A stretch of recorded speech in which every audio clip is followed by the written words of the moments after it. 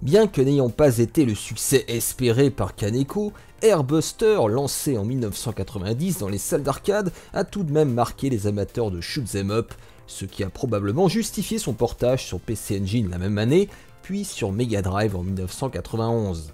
Renommé Aero Blasters au Japon à cause d'un risque de confusion avec le jeu Air Fortress de HAL Laboratory, qui avait d'abord été déposé sous la marque Airbuster, le jeu a conservé son titre original dans la version Genesis, distribuée à l'international.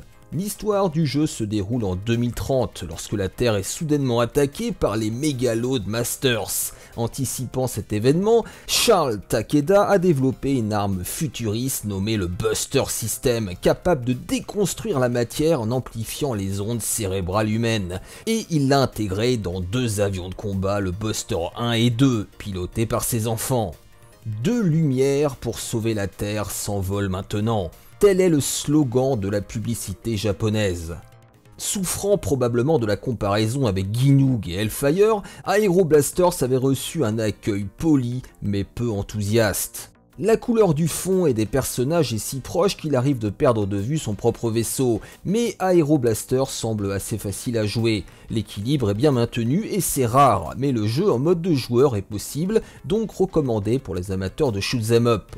Grâce à des règles simples et claires, même les débutants peuvent jouer en toute confiance. Essayer de rendre l'écran flashy se retourner contre les concepteurs, rendant certaines parties difficiles à voir, mais jouer à 2 est assez amusant, donc ça passe. Le jeu est difficile. Une super expérience à 2 joueurs, mais qui manque un peu de frisson pour rivaliser avec Hellfire ou Ginoog. Pourquoi donc Sega insiste-t-il pour inonder le marché des shoot 'em up à défilement? Aero Blasters doit être le 5e, peut-être le 6e que nous avons vu ce mois-ci. Du côté positif, c'est une adaptation fidèle du jeu d'arcade relativement méconnu, avec de superbes sprites, des arrière-plans intéressants et de grands moments de rire en mode de joueur. Hellfire et Ginoog sont probablement les meilleurs jeux de tir à choisir, mais les accros de l'action à 2 joueurs devraient jeter un coup d'œil à celui-ci.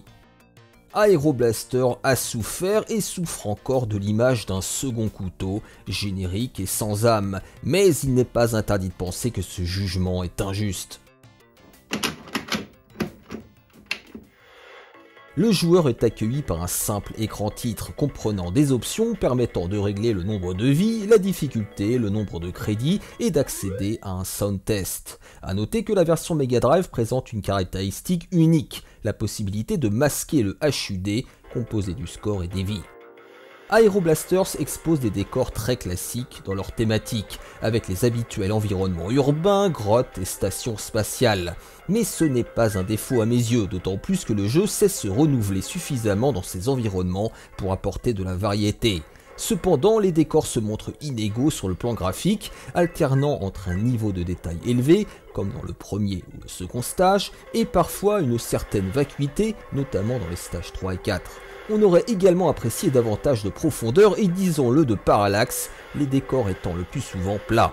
Cela dit, le pixel art conserve un cachet old school charmant, en particulier dans le design des ennemis et des boss, qui, autre bon point, prennent généralement plusieurs formes. Les graphismes méritent un 7 sur 10. Malgré la multitude d'ennemis qui se bousculent parfois à l'écran, le jeu ne souffre d'aucun ralentissement et ce même à 2 joueurs, ce qui pour le coup est assez remarquable. Fluidité et rapidité sont donc au rendez-vous tout au long de vos missions, comme dans cette séquence marquante où le scrolling accélère soudainement dans un tunnel. Saluons enfin le petit effort consenti aux soins du détail, comme dans la manière dont ces barrières de protection frottent contre les parois ou dont les ennemis ou votre vaisseau se crachent. Un soin du détail appliqué également dans la mise en scène, comme cette destruction de la ville, cette montée dans l'espace ou l'arrivée de ce boss. Déplorons tout de même qu'une image fixe s'affiche pendant quelques secondes avant chaque stage pour permettre au jeu de décompresser les données dans la ROM. J'attribue un solide 8 sur 10 à l'animation. Les musiques ont du cachet avec une sonorité typique des années 90, même si les mélodies apparaissent le plus souvent quelconques. Certains thèmes sortent toutefois du lot, comme la musique des stages 2, 3 et 5. Et saluons en passant leur proximité avec celle de la version arcade. En revanche, les bruitages des tirs et des impacts m'ont paru beaucoup trop mous, ce qui pèse indirectement sur le plaisir de jeu. Étrangement, ces derniers changent en fonction des ennemis et des boss. La bande son obtient un 7 sur 10. Aero Blaster utilise un système de jeu classique basé sur des power-ups pour améliorer votre équipement, incluant un tir vers l'avant que l'on peut booster, ainsi que 5 options telles qu'un module, des tirs multidirectionnels ou des missiles. Particularité du titre, les items sont libérés par des sortes de vaisseaux cargo qui, une fois éliminés, ne laissent qu'un court laps de temps pour les attraper. Cette mécanique provoque parfois des erreurs et plus grave des morts dues à la confusion dans l'action. La difficulté du titre devient notable à partir du stage 3, soit à cause de la multitude de tirs ennemis, soit à cause de déplacements délicats, en particulier face aux obstacles qui peuvent se dresser sur votre passage. La mort, qui survient en un seul coup, vous laisse complètement démuni, autrement dit à poil, ce qui n'est pas sans provoquer des morts en chaîne lors de certaines séquences. La difficulté est en outre exacerbée par la hitbox atypique du vaisseau, étroite en largeur mais étonnamment grande en hauteur, ce qui augmente les erreurs d'estimation. Saluons tout de même le système de Buster Flash, une sorte de charge qui permet d'éliminer les projectiles ou les petits ennemis, chose bien pratique lorsque l'écran est encombré. Un 7 sur 10 semble approprié pour noter le gameplay. Le jeu sait se renouveler dans la construction des niveaux.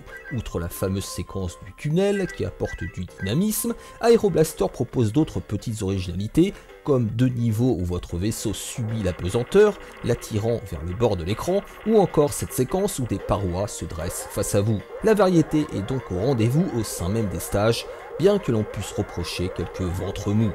Le level design mérite un bon 8 sur 10.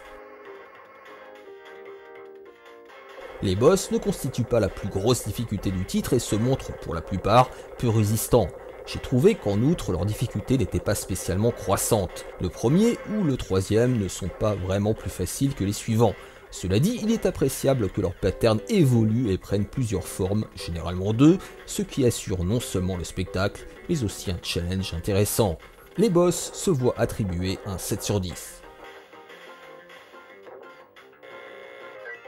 Tout au long des 6 niveaux, le joueur traverse progressivement les échelles de difficulté jusqu'à aboutir à un point critique, celui du stage 6, qui exige doigté et concentration.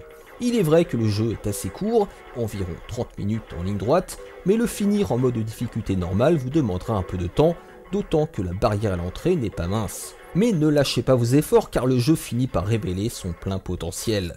Sachant qu'en plus Kaneko cache toutes les bonnes cases du genre en proposant un mode de joueur en coopératif. Je donne un 7 sur 10 à la durée de vie. D'un premier abord austère, dû autant à sa réalisation classique qu'à ses mécaniques exigeantes, Aero Blaster risque de décourager de nombreux joueurs.